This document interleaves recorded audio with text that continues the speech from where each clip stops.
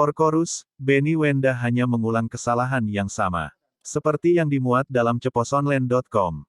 Presiden Negara Federal Republik Papua Barat, For Chorus Yaboy Sembut didampingi beberapa pejabatnya ketika memberikan keterangan kepada wartawan di kediamannya di Sabron Yaru, Sentani Barat, Kabupaten Jayapura.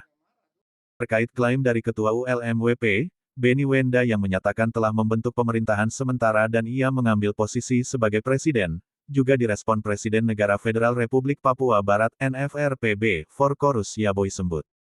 Ketika dihubungi Cenderawasih Pos, pria yang menetap di Sentani Barat, Kabupaten Jayapura ini secara gamblang menceritakan hal yang tak jauh berbeda dengan apa yang sudah disampaikan narasumber sebelumnya. Kata For Chorus, jika bicara perjuangan Papua merdeka maka sejatinya itu sudah muncul sejak tahun 1961 hingga sekarang ini. Selama beberapa dekade ini saya tidak heran lagi jika muncul sosok-sosok yang mengklaim sebagai presiden. Ini bukan hal baru, sebab presiden di Papua ini jumlahnya ada beberapa dan hilang begitu saja, sehingga saya tak heran lagi kalau ada yang bentuk negara atau pemerintahan lagi, sindir For Chorus melalui ponselnya, pada Rabu. Ia menyebut pada tanggal 1 Juli tahun 1971 presidennya ada yaitu, Yakob di wilayah Sorong Samarai. Kemudian Thomas Wanggai dengan negara Melanesia Barat. Lalu ada lagi Kongres tanggal 27 November. Di PNG di bawah Presiden Michael Karet, namun sebelumnya juga ada dari WPNA dengan pemerintahan sementara termasuk Yoav Supply. Yoav ini saya tunjuk sebagai Menteri Luar Negeri tapi entah mengapa ia justru membentuk pemerintahan sendiri. Saya pikir mereka ini apakah memiliki semangat merdeka yang berlebihan atau apa? Sekarang muncul lagi versi ULMWP, bebernya. For Chorus sendiri sejatinya sudah lama melihat gelagat Benny Wenda akan mengklaim sebagai presiden versi ULMWP, mengingat selama ini kelompok ini sudah kesana kemari namun tetap tabrak tembok dan akhirnya mundur kembali. Ini teman-teman ULMWP di AB yang punya ide. Mereka yang sampaikan ke Benny Wenda dan akhirnya ide ini diterima. Sebagai presiden negara federal, saya tidak kaget kalau presiden bisa banyak begini di Papua dan jika ada yang mau tambah silakan saja, kan yang menentukan adalah Tuhan. Selama ini semua berikhtiar, berjuang dan yang tentukan adalah Yang Maha Kuasa, tambahnya. Namun yang ia sesalkan adalah dari semangat yang berlebihan terlihat kelompok-kelompok yang lupa dengan sesama. Lupa teman seperjuangan dan lupa dengan sejarah perjuangan, sehingga tidak melihat apa ini bukannya mengulang sesuatu kesalahan yang sama.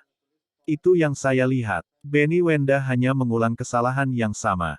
Ini kasar tapi saya harus sampaikan bahwa kita yang sedang berjuang ini tapi lebih bodoh dari keledai. Keledai masih paham jika sudah terperosok di satu lubang, ujar For Chorus dengan bahasa yang menohok. Ia sendiri mau mengajak untuk melakukan sebuah studi atau penelitian terhadap sejarah perjuangan Papua merdeka sehingga tidak mengulang kesalahan yang sama.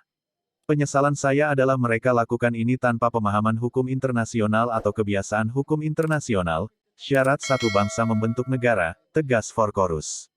Ia menganggap kelompok-kelompok ini tak mau belajar karena menganggap Indonesia adalah kolonial. Tak mau belajar soal sejarah dekolonisasi, asas atau prinsip dalam hukum umum internasional dan akhirnya terjebak karena mengabaikan. Mereka mengabaikan hukum internasional. Ada prinsip-prinsip dalam hukum internasional. Kelompok-kelompok yang ingin merdeka ini memutuskan dan berjuang tanpa dasar. Itu karena mereka tak mengevaluasi, tak melakukan autokritik pada diri sendiri. Kita hanya menyalahkan orang tua-tua dahulu sebab memang tak ada pengkajian. Dari kita-kita ini, bagi saya nih baru Benny mungkin nanti akan muncul yang lain, tambahnya.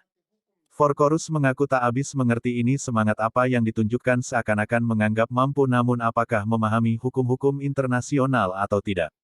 Jadi dikatakan bukan soal mereka bisa berbahasa asing berbahasa Inggris, bukan soal itu. Terus-menerus ke luar negeri, bukan soal itu tapi coba belajar sejarahnya mengapa orang tua-tua dulu tidak berhasil. Masalahnya adalah soal hukum dan dalam hukum internasional jelas ada beberapa macam jalan kemerdekaan yang ditawarkan dan kita pilih yang mana apakah sesuai dengan sejarah kolonial di tanah Papua Barat hingga kini. Kalau tidak sesuai ya kita salah jalan. Saya punya kesimpulan bahwa ini mengulang sesuatu kesalahan yang sama. Sudah berapa puluh tahun kemerdekaan tidak datang dan ini akan sama seperti menunggu kemerdekaan sebelumnya dan tidak akan terjadi. Siapa dukung siapa sebab luar negeri tidak sebodoh itu, mereka tahu hukum internasional, tutupnya. Kongres pertama di Kota Jayapura tahun 61. Kongres kedua juga di Kota Jayapura tahun 2000 lalu. Kongres ketiga juga di Kota Jayapura. 3 kongres ini sah secara hukum. Kongres pertama Belanda setujui baru dibuat tahun 61. Kongres kedua Indonesia setujui. Gus Dur kasih uang 1 miliar. Sah secara hukum. Kongres ketiga juga sah karena Indonesia kasih surat. SBY perintahkan Mendagri keluarkan surat menunjuk Dirjen Otonomi Daerah untuk hadir di Kongres 3 kasih sebagai keynote speaker, pembicara utama di dalam Kongres. Tapi Kodam larang tidak hadir. Tapi kita sudah pegang surat itu, sah. Jadi itu dasar hukum bahwa Kongres 3 itu sah karena Indonesia berikan legitimasi. Ada suratnya saya pegang dan itu kalau buku besar Gubernur Etai Kema pegang, saya sudah lampirkan di dalam di buku besar itu. Surat dari Mendagri yang tunjuk Direktur Jenderal Otonomi Daerah untuk datang, dihadir tapi Kodam larang tidak ikut. Itu dasar hukum bahwa Kongres sah.